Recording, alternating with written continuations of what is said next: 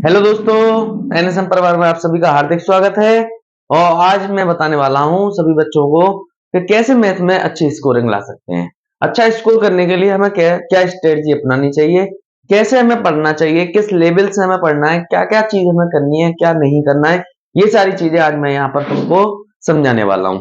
यहाँ पर हम क्या करेंगे, सबसे पहले हमें ये समझना है कि हमें मतलब काफ़ी सारी किताबों को नहीं पढ़ना है। जैसे कि बच्चों के मन में बहुत सारी चीज़ें होती हैं कि अरे हम तो एडी शर्मा को पढ़ लें, हम तो आर.एस. अग्रवाल को पढ़ लें या फिर हम तो और किसी बुक को पढ़ लें। मतलब बच्चे ज़्यादातर क्या करते हैं, 80% बच्चे या 90% बच्चे क्या करते हैं, एनसीईआरटी को स्किप कर देते हैं। क्योंकि काफ़ी सारे टीचरों की स्ट्रेटजी होती है कि एनसीईआरटी से कम और बाहर से ज़्यादा आता है। लेकिन बच्चों, मैं तुमसे यकीन के साथ कह रहा हूँ कि यहाँ पर तुम्हें सिर्फ ये याद रखना है कि हमारे पास सबसे ज्यादा जो आता है ना, वो हमारा एनसीईआरटी से ही आता है।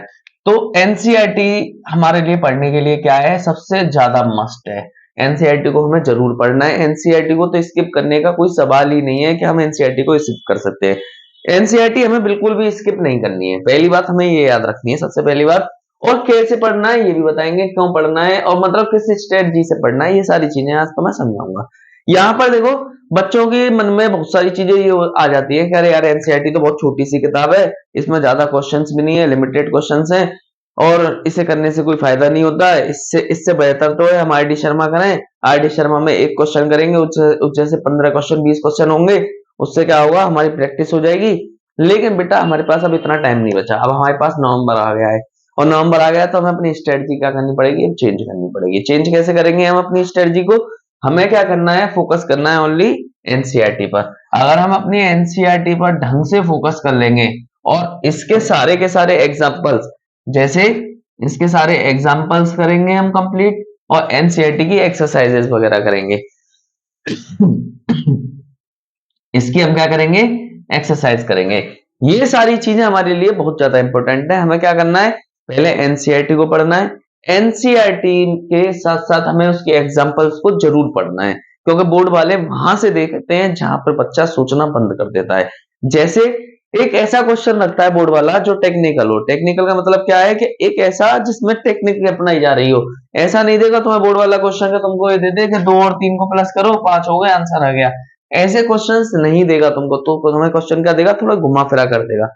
बात वही होगी, बस अंतर क्या होगा, उसको बात को कहने का तरीका अलग हुआ। जैसे मैं हूं, मैं अगर ये कहूं कि मैं कान को पकड़ना चाह रहा हूं, मैंने कान पकड़ लिया। अब मैं ऐसे ही इसको ऐसे करके घुमा के पकड़ूं कान को, ये तो ऐसे ही पकड़ सकते थे। ऐसे ही हमारे पास यहाँ पर क्या होती है, सिर्फ स्ट्रेटजी का अंतर होता है। कोई बच्चा क्या करता है, एनसीईआरटी पे फोकस करता है। कोई बच्चा क्या करता है, अपने आर.एस. अग्रवाल और आर.डी. शर्मा पे भरोसा करता है। लेकिन हमें क्या करना है, सबसे पहले अपने एनसीईआरटी को कंप्लीट करना है। एनसीईआरटी में से जो आता है ना बोर्ड में जो आता है वो 70% आता है। तो बेटा बच्चों के मन में हवस जग जाती है। हवस जो होती है ना, बहुत से बच्चों के मन में होती है, करे ये नहीं, मुझे 70% नहीं, मुझे तो 100% चाहिए। वो 100% के चक्कर में 70% को भी खो देते हैं। तो मेन चीज, सबसे पहला काम हमें क्या करना है, अगर हमें अचीव करना है और अच्छा करना है, चाहे वो केमिस्ट्री की बात हो, चाहे वो बायोलॉजी की बात हो, चाहे वो मैथ की बात हो, चाहे वो फिजिक्स की बात हो, चाहे वो इंग्लिश तो नहीं होती एनसीईआरटी में, खैर अगर इन तीनों सब्जेक्ट में से, चारों सब्जेक्ट में से कोई भी किसी की भी बात हो, तो सबसे पहला काम हमें क्या करना है कि अपनी एनसीईआरटी को कंप्लीट करना है। एनसीईआरटी अगर केमिस्ट्री की बात करते हैं तो एनसीईआरटी की एक्सरसाइज को कंप्लीट करें, उसके रिव्यू वगैरह को तैयार करें। बच्चे क्या करते हैं, इन चीजों को स्किप करके बकाया सब काम पे लग जाते हैं। अरे किसी से नोट्स मांग लें, नोट्स में से पढ़ लें, उस वहां पर तुम्हारा ब्रेन काम नहीं करेगा। वहां पर बस तुम्हारा क्या करेगा, सॉरी बच्चों, आज तबीयत थोड़ा नासाज है। तो वहां पर तुम्हारा ब्रेन ने काम नहीं किया। वहां पर क्या किया, तुमने कॉपी किया, सिर्फ तुम्हें नोट्स मिल गए और तुमने उस नोट्स को पढ़ना स्टार्ट कर दिया। वो कोई तुम्हारा तरीका नहीं रहा। वहां पर तुमने अपना कुछ नहीं किया, वहां पर तो तुमने सिर्फ पढ़ा हुआ रिपीट किया है। किसी का पढ़ा हुआ, किसी की मेहनत तुमने रिपीट की है, लेकिन वो हमारा इतना बेनिफिशियल नहीं होता। बेनिफिशियल क्या होता है कि खुद से नोट्स बनाएंगे। सबसे पहला काम हमें क्या करना है, अपनी एनसीईआरटी को, कुल मिला के बात यहाँ पर आते हैं, हमें सबसे पहला काम क्या करना है, एनसीईआरटी को कंप्लीट करना है। अगर हमारे पास एनसीईआरटी कंप्लीटेड हो जाएगी तो उसके एग्जांपल्स भी जरूर करने हैं। अगर ये कंप्लीट हो गई तो मानो हमने बोर्ड के लिए 70% तैयार कर लिया।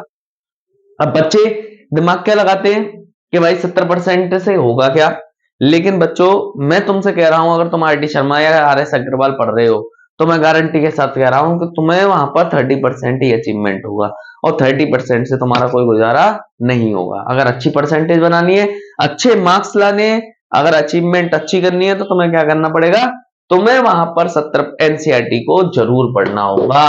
इसके बिना तुम आगे नहीं बढ़ सकते हो। तो ध्यान रखना, NCERT is the most important book of 12th class and 10th class board.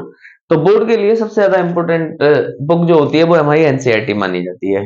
ठीक है, तो एनसीईआरटी में से कितना आता है, 70%। अब बकाया 30% के पीछे बच्चा कहां भागता है, वो क्या करता है, इस 30% के बाद, इस 30% को लाने के लिए एनसीईआरटी को स्किप करके, इसको स्किप करके आर.डी. शर्मा और आर.एस. अग्रवाल या फिर चित्रा या फिर इन बुकों पे भागना स्टार्ट कर देता है। बहुत सारे प्रिकॉशन और होते हैं इसके अलावा, आर के नारायण है, बहुत सारे होते हैं। तो यहाँ पर इन प्रिकॉशन पे जाना स्टार्ट कर देता है, जहां से बच्चे की मेंटेलिटी क्या हो जाती है, बिल्कुल चेंज हो जाती है। वहां पर क्या होता है, इन साइड बुकों में क्या होता है, एक क्वेश्चन दिया और बच्चे का इंटरेस्ट इसमें क्यों जग जाता है। एक क्वेश्चन दिया, उसने दिया कि 2 और 3 को जोड़ो, तो तुमने कर दिया 5। फिर उसी जैसा एक क्वेश्चन और दे दिया, 5 + 7 जोड़ो 12, फिर 7 और 5 जोड़ो फिर से 12। मतलब कुल मिला के तुम्हें उसी चीज को रिपीट कर करके घुमा घुमा के तुम्हें 20 क्वेश्चन 25 क्वेश्चन कराएगा। वहां पर बच्चे की इंटरेस्ट इसलिए बढ़ जाता है कि एक चीज समझ में आ गई, तो जैसे 10-15 क्वेश्चन हमारे हो गए। लेकिन नहीं, अब तुम बोर्ड के स्टूडेंट है, तुम्हें रिपीटेशन नहीं करना। ये तो बचपन में भी करते आते थे कि ए बना के दिया हमारे टीचर ने और हम उसके ए बनाए चले आ रहे हैं। उसने बी बना के दिया, हम बी लिखते आ रहे हैं, सी बना के दिया, सी लिखते आ रहे हैं। ये तो हम बचपन में करते थे। बचपन वाली स्ट्रेटजी छोड़नी होगी। अब हमें क्या है, बोर्ड में आ गए, बोर्ड वाली स्ट्रेटजी अपनानी है। बोर्ड के लिए हमें क्या करना है, अपनी एनसीईआरटी को ढंग से प्रिपेयर करना है। एनसीईआरटी क्यों इंपोर्टेंट होती है, क्योंकि इसमें हर एक क्वेश्चन क्या होता है ना, हर एक क्वेश्चन टेक्निकली होता है। अगर टेक्निकली होता है तो ये बोर्ड के लिए क्या होगा, मैंने तो पहले ही बताया था, अभी टेक्निकल जितने भी काम होंगे, जितने भी क्वेश्चन होंगे, वो सारे के सारे हमें कहाँ मिलेंगे, एनसीईआरटी के अंदर मिलेंगे। तो एनसीईआरटी हमारे लिए क्या होती है, सबसे ज्यादा इंपॉर्टेंट बुक होती है। और इसके अलावा हमारे पास इंपॉर्टेंट इंपॉर्टेंट बुक के अलावा हमारे पास यहाँ पर, अगर हमने 70% अच्छे से कर लिया, तो बकाया जो 30% है, ये जो बकाया 30% है ना, वो इसी में से होता है, 70% से होता है। कैसे होता है, अब जैसे मानो कोई भी क्वेश्चन दिया डिस्टेंस फॉर्मूले पर, अगर मान लेते हैं डिस्टेंस फॉर्मूला 10th क्लास पे आ रहे हैं, डिस्टेंस फॉर्मूले से कोई क्वेश्चन दिया, उसने क्या दे दिया कि हमें इन पॉइंट्स के डिस्टेंस निकालनी है। ये तो आ गया एनसीईआरटी का एक्सरसाइज का छोटा सा क्वेश्चन। लेकिन थोड़ा इसको 30% जो एक्स्ट्रा आता है ना, वहां पर क्या कर देते हैं, यहाँ पर ए और बी कर देते हैं, यहाँ पर सी और डी कर देते हैं। अब पूछता है इसकी डिस्टेंस बताओ। तो बस बात वही है, सिर्फ क्या बदल दिया, नजरिया बदल दिया, उसका देखने का पॉइंटर ऑफ व्यू बदल दिया। तो हमें इसी चीज पे ध्यान देना है कि अगर हम 70% को कर सकते हैं, तो हम 30% को बड़े आसानी से कर लेंगे। तो मेन चीज हमें क्या करनी है, अपनी एनसीईआरटी पे फोकस करना है और एनसीईआरटी को जरूर करना है। इसके अलावा हमें एक और 2 काम और करने हैं। हमें अपनी पीवाईक्यूज जरूर करने हैं। पीवाईक्यूज भाई 10 साल या 15 साल के, 10 इयर्स के पीवाईक्यूज जरूर करेंगे। इससे हमें मिलेगा कुछ नहीं। तुम ये कहने लग जाओ कि सर आपने पीवाईक्यू बताए थे, वहां से कोई क्वेश्चन नहीं आया, मिलेगा कुछ नहीं। मैं खुद कह रहा हूं नहीं मिलेगा, लेकिन एक आइडिया हो जाएगा। आइडिया कैसे हो जाएगा, अब देखो तुम एनसीईआरटी पढ़ते आ रहे हो, तुमने 3 बार रिपीट कर लिया, मान लो 4 बार रिपीट कर लिया, है तो वही क्वेश्चंस जो तुम पहले पढ़ के आए हो। तो बच्चे का मन नहीं लगता, बच्चा क्या कहता है, अरे इसको तो अभी करके आया हूं, इस कैलकुलेशन को तो बिल्कुल अभी किया है मैंने, अब नहीं कर रहा है इसको। तो वहां पर दिमाग हमारा डिस्टर्ब होगा। तो उस माइंड सेट करने के लिए, माइंड सेटअप के लिए पीवाईक्यूज बनाए गए हैं, सिर्फ माइंड सेटअप करने के लिए, ताकि तुम क्वेश्चन को देखकर और पढ़कर समझ सको कि ये किस चैप्टर से आया। मेन चीज हमारे लिए क्या होती है, किस चैप्टर से कोई क्वेश्चन, सबसे पहला ये समझना है। फिर उसके बाद इसमें से चैप्टर में से कौन से टॉपिक से ये वाला क्वेश्चन, वो टॉपिक समझना है, फिर अपना क्वेश्चन को कंप्लीट करना है।